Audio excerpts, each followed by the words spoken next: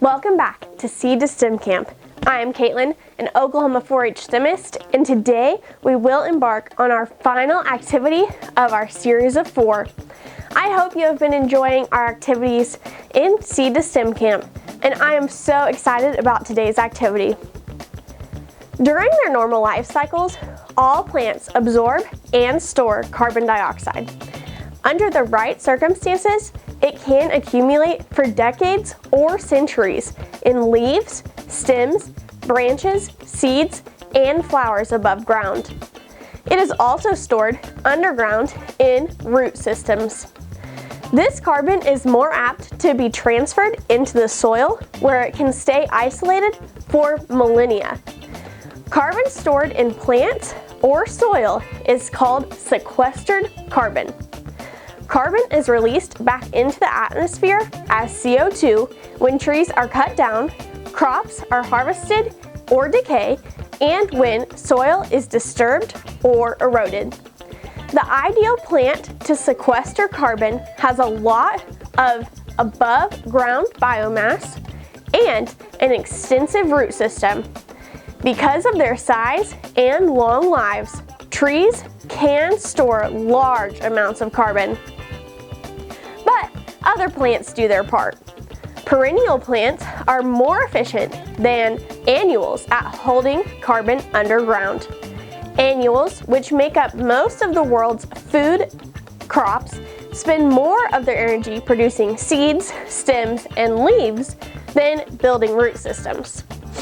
On the other hand, perennials like switchgrass have more extensive root systems.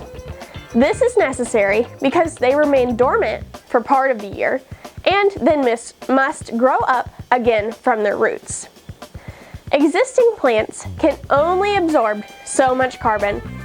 One way to increase the carbon storing capacity of a region is to propagate additional plants in areas where they are sparse. For today's activity, we will be creating seed bombs. Seed bombs are small clay balls that contain seeds and compost. When thrown, they disperse seeds in often remote or inaccessible locations without having to disturb the soil. Our seed bomb ingredients include compost or topsoil, which provides nutrients and helps hold moisture. Clay, which helps bind the compost seeds together. Some sodium polycrylate. This is a super absorbent polymer that has the ability to absorb 100 to 1,000 times its mass in water. And seeds, of course. From your STEM kit, you can grab the bag containing these materials. You may have to add some water to make your clay flexible again. Let's create our seed bomb. First, you'll want to work with your clay to flatten it out. Then you'll add some compost.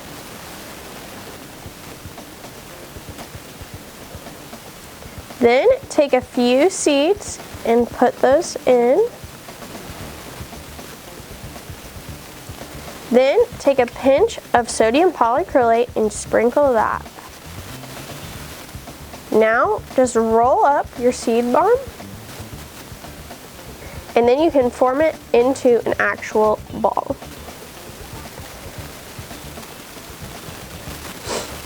Your seed bomb should look something like this. You will want to let it set out overnight to harden. Once it is hardened, you can then drop it or throw it into an area where plants are needed so that carbon can be added back to the soil. Today, we will be using our drone to drop our seed bomb in an area where plants are needed. Drones are being used in agriculture more and more every day. Drones can be used to inspect crops, to manage irrigation, and to monitor livestock herds. Our drone today will give us a great look at where plants need to be added in order to add carbon to the soil. So let's go find a great spot.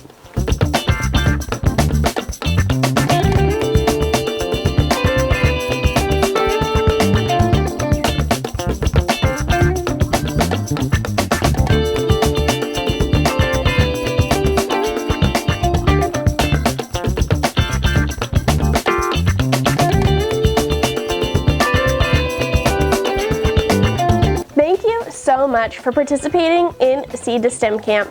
I have really enjoyed our time together. Don't forget to take your post-knowledge quiz after the completion of this activity. You can find the link in the description box below. Also, don't forget to email us a few pictures of you doing the activities. That email is in the description as well. As always, this video was brought to you by Oklahoma 4-H and Oklahoma EPSCoR. Thank you so much for participating in Seed to STEM Camp. Bye!